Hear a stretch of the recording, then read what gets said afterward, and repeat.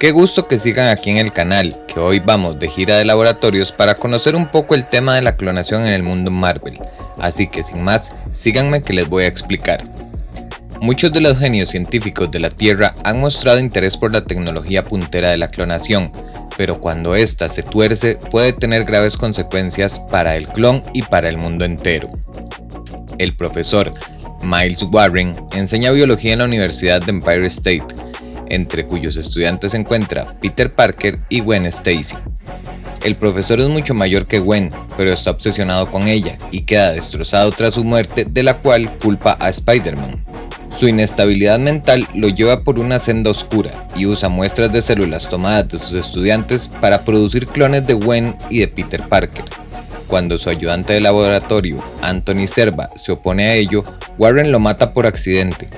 Horrorizado, asume la identidad de Chacal para distanciarse de sus terribles actos.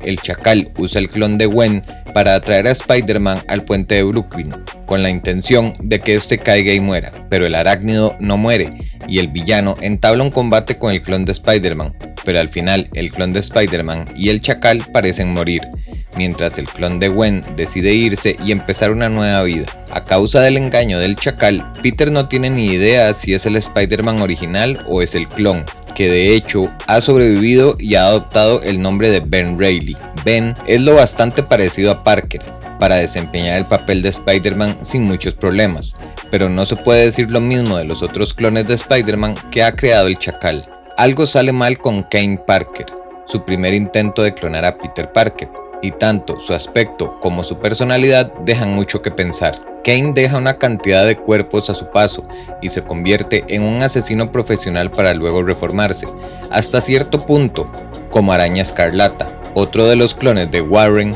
se llama Spider-Seed y ayuda a su creador a matar a miles de personas con el virus carroña, tras lo cual se mata él mismo. Peter Parker no es el único que se topa con una exnovia clonada. El mutante Cíclope se casa con un clon de su amor perdido, Jean Grey, creado por Mr. Siniestro. La pareja vive feliz hasta que la Jean original regresa de entre los muertos y se pueden imaginar todo lo que pasó. Su clon, Madeleine Pryor Summers, se queda tan traumatizada al descubrir que su vida es un invento que se convierte en la malvada Reina Duende.